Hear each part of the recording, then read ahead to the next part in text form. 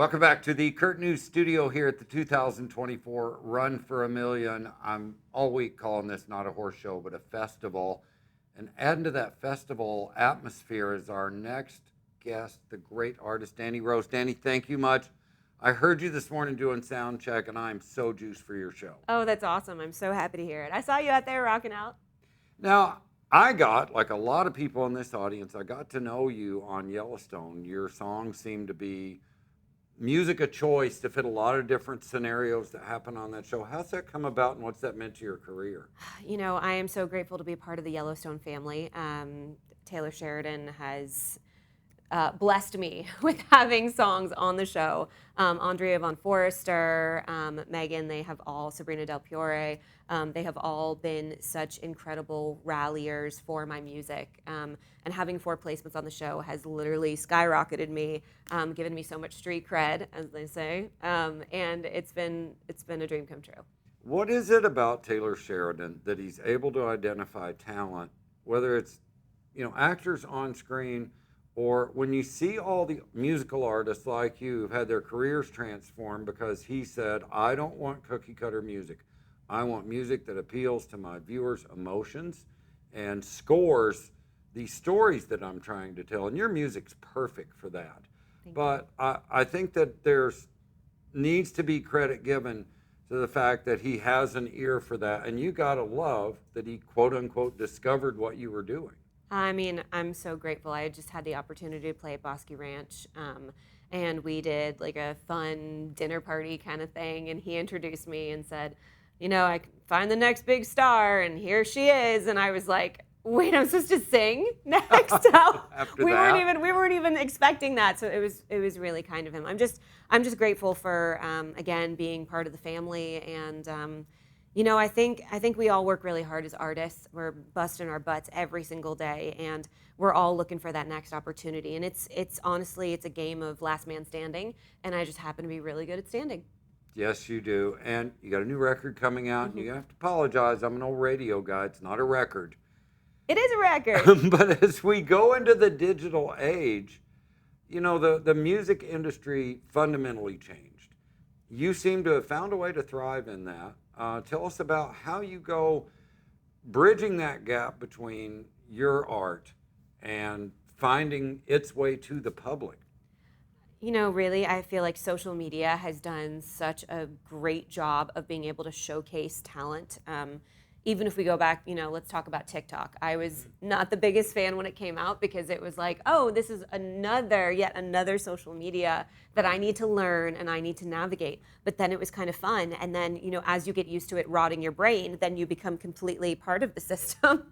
And I am so also grateful to TikTok because I ended up having a #2 on the US TikTok charts with my song Got It From My Mama.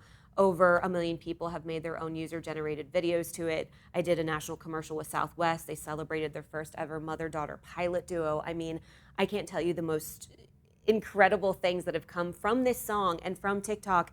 And people similarly not knowing my music before it came on Yellowstone, people on TikTok wouldn't have known this song if it didn't just somehow peak in the algorithm. Again, the subject matter, it's not about a love song or a heartbreak. It's all about my mom and celebrating that. And so that was really cool to see how that took off specifically in social media because again, it was a song that, I just wrote about my mom and it was true and there it goes, takes off. Well, and the other thing that has been cool for me because people love when they discover a new artist, and Yellowstone fans, we kind of found you. I'm walking through the house the other day and I hear you on TV again. The TV's playing in the background, but it's not Yellowstone. Like, what other opportunities? It seems like, and I don't know where it was, my apologies, but no worries. I think you're talking about Fire Country. That's what it was. Another show on CBS. Fire Country, I've been such a big fan of as well, and I had the opportunity to have an incredible placement on the season 2 premiere of Fire Country. It was a duet that I sang with Jonah Prill, and it's this opening scene where Gabriella and Diego, the two characters, by the way, I watch all these shows, so I'm like Sure the you biggest do. fan. They're dancing, and it's this really cool scene, and we didn't expect the song to be so loud. I remember calling up Jonah on FaceTime, and I was like, all right, let's see, like, how loud's it gonna be? It's gonna be mixed really low, because you never know on Right. TV. And all of a sudden, it came on blasting, and we were like stunned and shocked, and there it was. It was really special. That's fantastic. It's got to be so rewarding to see one artist use your art to enhance the entire process. Because as you know, scoring can affect so much. And the right music, the right song can affect a viewer of a television program or a movie in an emotional way. Um, do you get feedback from the producers on the TV side, on the movie side about that kind of thing now that you're kind of recognized as somebody that's a go-to there? I would say I'm not really talking with the producers much. I mean, when I'm on set, when I'm granted the opportunity to be on set with all the characters and everybody, I get to talk to them and we have a Sure. really good time. But the people that have really noticed, I would say, are the friends over at Rolling Stone. They have been so wonderful and really recognize this kind of movement that honestly, I would say Andrea Von Forster, who's the music supervisor on Yellowstone, she created this movement. She curated the music, her and Taylor Sheridan.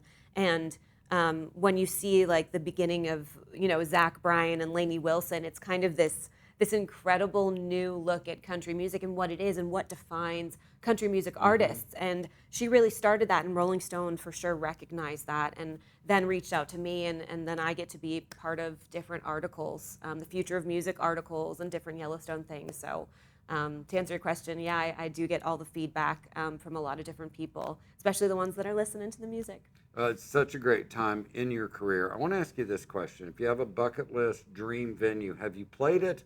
And if not, what would it be? Is it Carnegie Hall? Is it, I don't know. Where would you like? Where do you picture yourself? All right, so we're putting this up in the universe right now. All right, Okay, let's this is do a it. Let's big. manifest We're this, Oprah. manifesting this. We are in the West. The first venue that I have not played, because there's a couple that I would like to. There's 3, actually, top 3. The first one that I would love to play, and I'd love to do a debut at the Opry. That's number The 1. Ryman. The Ryman. And then the second one, I would love to play, obviously, Red Rocks. I mean, come on. Totally. Who doesn't want to play Red Rocks? The third, Hollywood Bowl. Yeah, Let's go. I can see that. You and Tom Petty. Oh my God, if I could get Tom Petty just to come down from the sky and like bless it. Indeed. Hey, we're so fortunate you came by today. Hope everybody gets to see and experience your music for what it is. I love it. Thanks again, Dan.